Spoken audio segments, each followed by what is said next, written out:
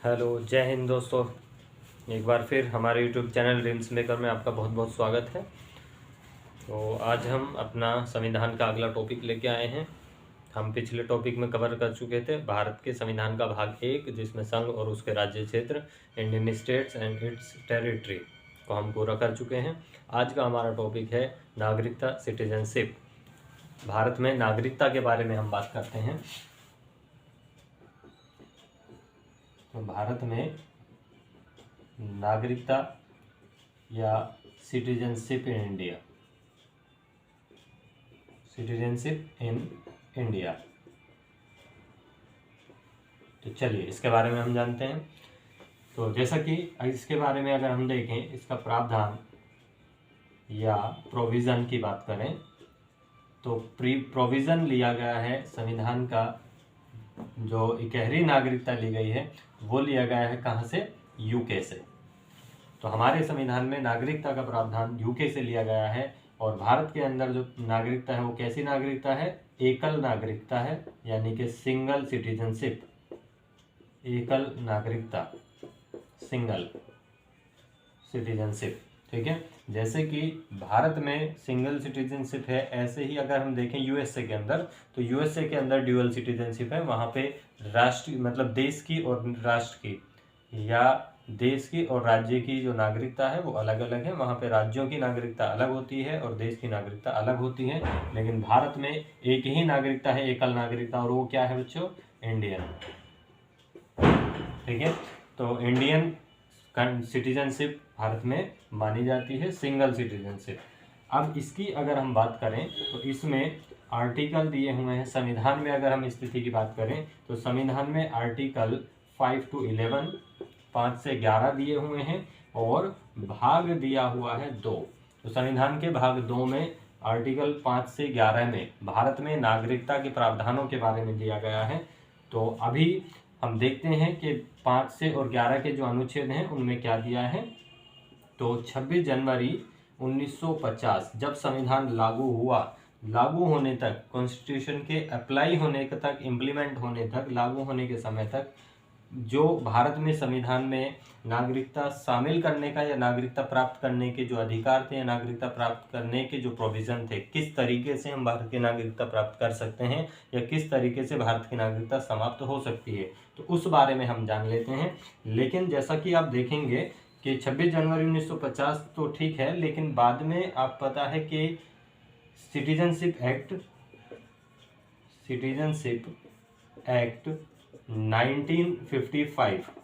1955 में एक citizenship act बनाया गया और इसके अकॉर्डिंग हमारे संविधान में नागरिकता की प्राप्ति के लिए और उसको छोड़ने के लिए, एक्वायर्ड करने के लिए और लीव करने के लिए, नागरिकता को कैंसिल करने के लिए जो प्रोविजंस हैं इनमें कुछ बदलाव किया गया है। ठीक है, तो हम जानते हैं कि 26 जनवरी 1950 तक नागरिकता प्राप्त करने के या फिर छोड़ने के जो प्रोविजंस थे वो क्या क्या थे। चलिए आगे बढ़ते हैं।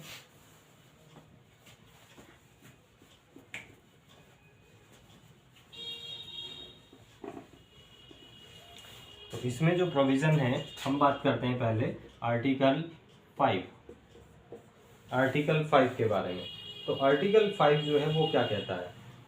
आर्टिकल 5 कहता है, देखिए, कि जन्म से नागरिकता, जन्म से यानी कि अकॉर्डिंग टू बर्थ,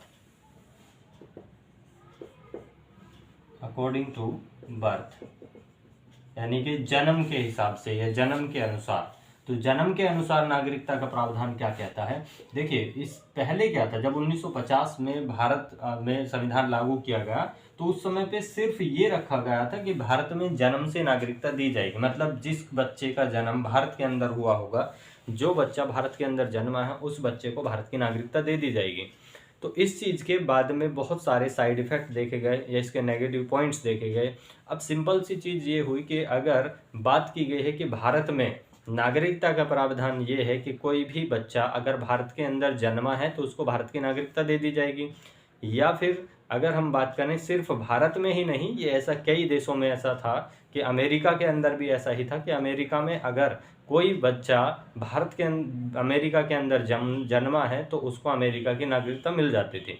ऐसा ही भारत में था। तो अब उस चीज़ का क्या साइड इफ़ेक्ट हुआ? साइड इफ़ेक्ट ये हुआ कि मान लीजिए भारत में क्या था, पाकिस्तान अलग हो चुका था या फिर और देश भी अलग थे, तो सभी देश से कोई भी व्यक्ति भारत के अंदर घूमने के लिए, भारत के अंदर फैसिलिटी के लिए आ सकते थे।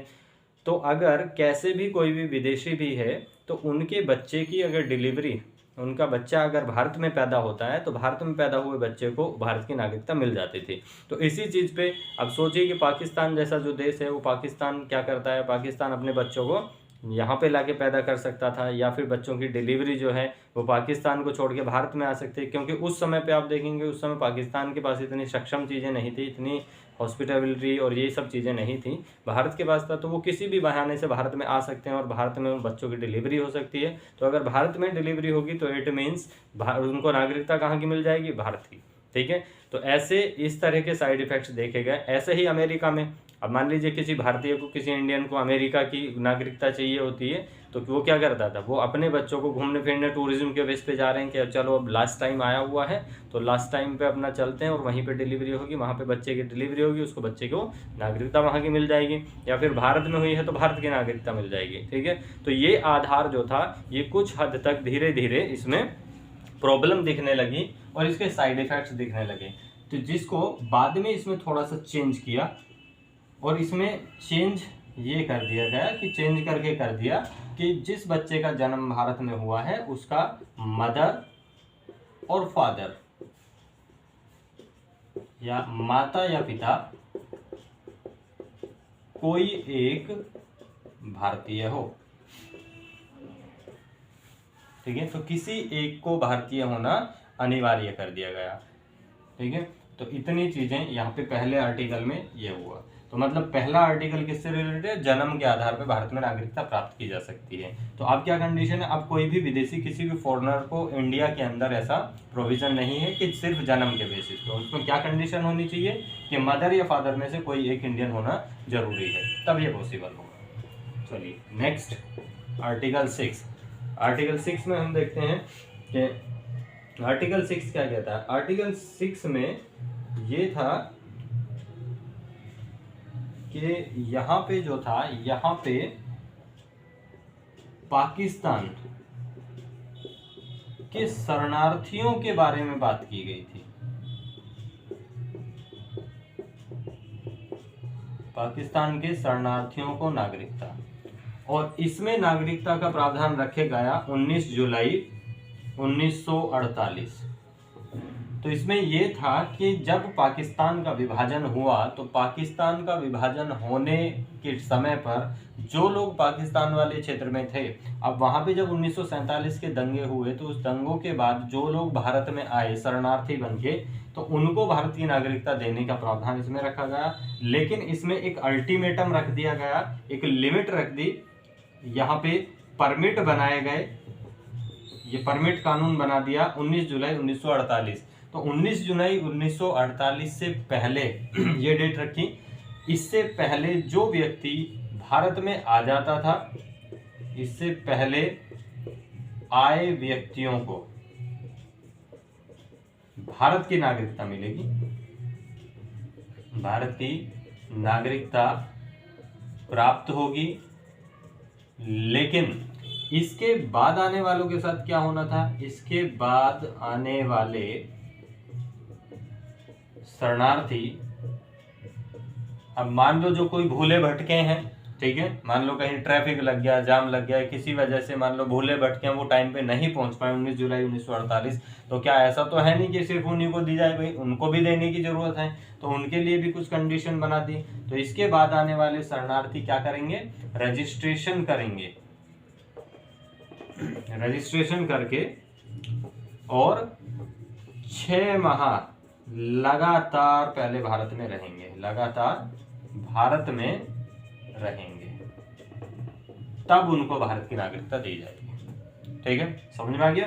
तो ये छठा जो आर्टिकल था वो किसके लिए, पाकिस्तान से आने वाले रिफ्यूजीज के लिए, शरणार्थियों के लिए, 19 जुलाई 1948 से पहले आने वाले भारतीयों के लिए नागरिकता दी जाएगी। लेकिन इसके बाद अगर आने वाले हैं तो उनको क्या करना है, पहले रजिस्ट्रेशन करेंगे नागरिकता का और फिर उसके आधार पे 6 महीने पहले भारत में रहेंगे, तब हम भारतीय उनको नागरिकता दी जाएगी इंडियन की। ठीक है, चलिए ये हो गया आर्टिकल 6। अब देखते हैं आर्टिकल 7 क्या कहता है। आर्टिकल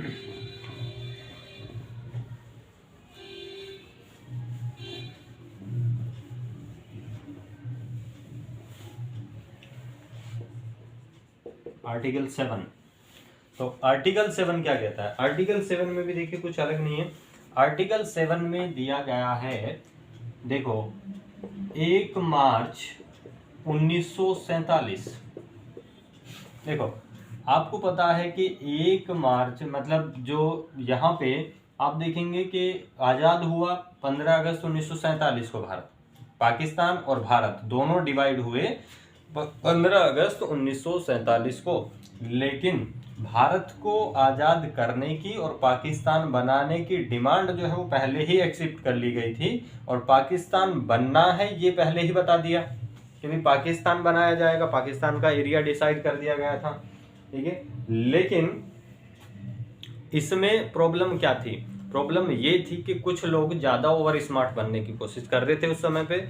जैसा कि पाकिस्तान का डिक्लेरेशन हो चुका था, तो पाकिस्तान का डिक्लेरेशन होने के समय कुछ लोग पाकिस्तान में पहले ही जा बसे, ठीक है। पहले ही उन्होंने जाके पाकिस्तान के अंदर अपना एक मतलब स्टेबल कर लिया, खुद को वहाँ पे जमा लिया। लेकिन जब उन्हें पता लगा कि 1947 में विभाजन की बात चल रही है और पाकिस्तान बना, तो वहाँ पे जब दंगे और ये सब चीज़ें होनी शुरू हुई, ठीक है, तो वहाँ पे जब वहाँ से लोग भागे और भाग के फिर भारत में आ रहे हैं, तो उनके लिए क्या किया गया, यहाँ पे एक डेट निर्धारित की गई, ठीक है, कि 1 मार्च 1947 के बाद, देखो 15 अगस्त को भारत आज़ाद हुआ था, लेकिन उससे पहले भी कुछ लोग, जब डिक्लेरेशन की बात चल रही थी, तो वहाँ से कुछ लोग पहले भी भारत में आ रहे थे। तो 1 मार्च 1947 1947 के बाद भारत आने वाले पाकिस्तानियों को भारत की नागरिकता का प्रावधान। लेकिन इसमें भी वही किया गया कि पहले आप रजिस्ट्रेशन करें और 6 महीने तक भारत में रहना अनिवार्य है। तो रजिस्ट्रेशन करके 6 माह भारत में रहना अनिवार्य है, ठीक है। तो आर्टिकल 6 को लेके क्वेश्चन पूछा जा चुका है। देखो 5, 6, 7, 8 ये 4 आर्टिकल जो हैं, इनमें कोई ज़्यादा डिफरेंस नहीं है, ज़्यादा फर्क नहीं है, बहुत छोटा छोटा सा माइनर सा डिफरेंस है, और ये बहुत बड़ा डिफरेंस है, ठीक है। तो इस चीज़ को समझें बहुत आसानी से, ठीक है, कि पिछले आर्टिकल 5 में क्या था, जन्म के आधार पे। 6 में क्या था, 6 में पाकिस्तान से आने वाले शरणार्थी, लेकिन उसमें एक लिमिट कौन सी थी, 19 जुलाई 1948, उसको बस ध्यान रखिए मोस्टली। और यहाँ पे आर्टिकल 7 में क्या है, 1 मार्च 1947 के बाद आने वाले पाकिस्तानियों को नागरिकता की बात की गई है, ठीक है। चलिए नेक्स्ट है आर्टिकल 8।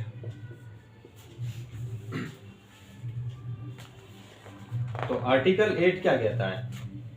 आर्टिकल 8 देखिए, आर्टिकल 8 मोस्टली उन लोगों को ध्यान में रखते हुए बनाया गया, उन लोगों को ध्यान में रखते हुए इसे संविधान में बनाने की कोशिश की गई, या इस प्रावधान को रखा गया, जो लोग 1947 से पहले अंग्रेजों के विरुद्ध बहुत सारे जो आंदोलनों में लगे हुए लोग थे, वो आंदोलन करते हुए कुछ दूसरे देशों में या दूसरे क्षेत्रों में जाके उन्होंने भारतीय आंदोलन को, एक इंडियन नेशनल मूवमेंट्स को एक नई जान वहाँ पे डाली उन्होंने। जैसे कि सुभाष चंद्र बोस जो थे, सुभाष चंद्र बोस जापान गए, सिंगापुर गए, तो वहाँ पे जाके उन्होंने अपनी जो इंडियन नेशनल आर्मी थी उसको बहुत बड़ा बना दिया, और धीरे धीरे वहाँ पे जो प्रिजनर्स थे, जो कैदी थे अंग्रेजों की जेल में, उन सबको वहाँ से निकाला, उन निकाल के सबको इकट्ठा करके इंडियन नेशनल आर्मी में भर्ती किया। तो वो क्या थे, वो इंडिया में नहीं थे उस समय, वो बाहर थे। ऐसे ही जैसे लाला हरदयाल की बात करें, तो उन्होंने सैन फ्रांसिस्को में स्थापना कर दी थी किसकी, जो गदर पार्टी थी, गदर आंदोलन वहाँ पे शुरू किया, गदर पार्टी की वहाँ पे उन्होंने स्थापना कर दी। और इसी तरह से बहुत सारे रिवोल्यूशनर्स थे, बहुत सारे आंदोलनकारी नेता थे, जो उस समय भारत छोड़ के बाहर दूसरे देशों में अपने आंदोलनों को बढ़ा रहे थे। तो उन लोगों को, अब मान लो वो लोग वहाँ हैं और उन लोगों के बच्चे अगर वहाँ पे पैदा हुए या वो लोग वहीं पे रह रहे हैं, तो क्या उनको भारत की नागरिकता नहीं मिलनी चाहिए थी? तो ये अगर मान लो 1947 में भारत आज़ाद हुआ और उसके बाद वो वापिस आए तो उन्हें भारतीयों की नागरिकता मिलनी चाहिए या फिर उनके बच्चों को भारतीयों की नागरिकता मिलनी चाहिए। ठीक है, तो उसके लिए अनुच्छेद 8 डिसाइड किया गया। ठीक है, तो इसमें क्या डिसाइड किया गया? इसमें ये रखा गया कि जिन बच्चों के माता पिता या दादा दादी कौन है? भारतीय मूल के हैं, मतलब इंडियन हैं, जिनका जन्म, भारतीय मूल का मतलब क्या है कि जिनका बर्थ जो है वो इंडिया में हुआ हो। ठीक है, माता पिता और दादा दादी, और वो भी इंडिया में कब हुआ हो? जब विभाजन नहीं हुआ, डिवीजन से पहले। तो जिस व्यक्ति का जो जन्म है वो भारत में डिवीजन से पहले हुआ था, उसको भारतीय मूल का कहा गया है यहाँ पे। तो जिनके बच्चों के माता पिता या दादा दादी कोई भी अगर भारतीय मूल का है, इंडियन है बर्थ से, तो उनके बच्चों को भारत की नागरिकता दी जानी चाहिए, क्योंकि वो लोग बाहर किसी वजह से या किसी आंदोलन के कारण वो वहाँ पे रहे होंगे, तो उन लोगों को भारत की नागरिकता मिलनी चाहिए। फॉर एग्जाम्पल, जैसे कि एग्जाम्पल के तौर पे मैं लिख दूं यहाँ पे लाला हरदयाल, ठीक है, लाला हरदयाल या सुभाष चंद्र बोस, ठीक है, या अन्य अदर्स, तो और भी बहुत सारे रहे होंगे। ठीक है, तो उन लोगों को नागरिकता की यहाँ पे बात की गई, समझे? तो ये हमारे 4 आर्टिकल जो हैं वो नागरिकता प्राप्ति से संबंधित आर्टिकल हैं, जिनमें हम नागरिकता प्राप्त करने की बात करते हैं। ठीक है, चलिए, आई होप क्लियर, ये 4 आर्टिकल आपको समझ में आए होंगे। इससे आगे के जो 4 आर्टिकल हैं, या जो कितने हो गए 8, तो 3 आर्टिकल, 3 अनुच्छेद जो हैं जिसमें नागरिकता को खत्म करने की बात की गई है कि भारत में नागरिकता कैसे कैसे खत्म की जा सकती है, उसके बारे में, और प्लस उसके साथ जो नागरिकता अधिनियम 1955 है, इन दोनों को हम समझेंगे अपने अगले वीडियो में। तो इस वीडियो को देखिए और अगला वीडियो देखने के लिए बने रहिए हमारे साथ, और लाइक कमेंट सब्सक्राइब जरूर करिए, और कमेंट में हमें बताइए कि वीडियो कैसा लगा और अगला वीडियो आपको कितनी जल्दी चाहिए, तो उस पर हमें कमेंट करिए। और किस अदर टॉपिक से अगर आपको वीडियो चाहिए, या फिर आपको कुछ टॉपिक समझ नहीं आता है, किसी टॉपिक को समझना चाहते हैं, तो उससे संबंधित वीडियो बनाने के लिए कमेंट बॉक्स में कमेंट करके बताइए। चलिए, थैंक यू, धन्यवाद।